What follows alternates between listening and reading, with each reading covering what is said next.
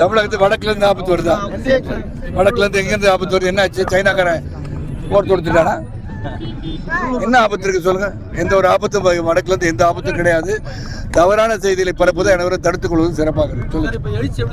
ரொம்ப சிறப்பா இருக்குங்க. நேற்று மாநில தலைவர் சாத்தூர்ல தேசிய தலைவர்கள் சேர்ந்து பிரச்சாரம் செய்தோம். ராமநாதபுரம் போனேன், காலையில் மயிலாப்பூர் போனேன், இப்போ பெரம்பூர் ஆவடி வந்திருக்கேன். எல்லா இடத்துலையும் சிறப்பாக இருக்குது. மக்களுடைய எழுச்சி சிறப்பாக இருக்குது சொல்லலாம். யாருக்கு அது நம்ம என்ன சொல்லுவோம்? நீங்களே ஓட்டு போடாம தான் இருப்பீங்க. ஆமாம், சொல்லுங்க. எந்த அளவுக்கு சார் இப்போ தமிழகத்தில் இந்தியா கூட்டணி வெற்றி பெறும் இந்தியா கூட்டணி வெற்றி பெறும் நான் சொல்லவே இல்லையே. இந்தியா கூட்டணி எப்படிங்க வெற்றி பெறும்? இந்தியா கூட்டணி நீங்க அது இந்தியான்னு சொல்லாதீங்க. இந்தி ஒரு கூட்டணி, இந்தியான்னு ஒரு கூட்டணி வச்சிருக்காங்க. நீங்க சொல்றது தப்பா கேட்டுருத.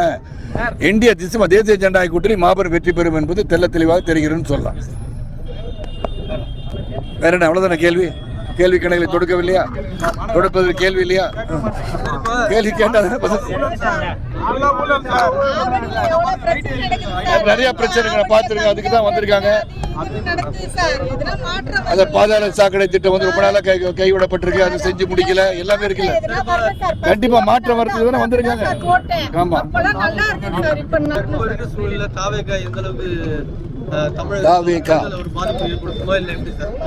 என்ன பாதிப்பு ஏற்படுத்தும்? மக்களுக்கு பாதிப்பு ஏற்படுத்திருக்காங்க. 41 பேர் இறந்துருக்காங்க. 41 பேர் இறந்ததுக்கு நேராக போய் கண்டனம் நேருக்கு துக்கம் விசாரிக்காம வீட்டுக்கு கூப்பிட்டு விசாரிச்சது எங்கேயாச்சும் உலகத்தில் ஒரு தலைவர் இருப்பான அப்படி யோசனை பண்ணி பாருங்க. அதுக்கப்புறம் தாவேகா பற்றி என்ன பேசுறது? அது ஒரு உதாரணம் போதாதான்? அப்புறம் எது கேட்டாலும் அரசியலா?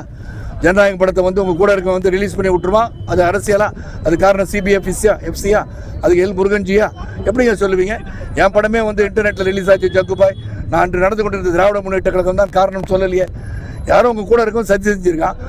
ஒருவேளை படம் நல்லா இல்லைன்னு நீங்களே லீக் பண்ணி விட்டு படத்தை பார்த்துக்கிட்டுன்னு சொல்லி விட்டீங்களா? யாருக்கு தெரியும்?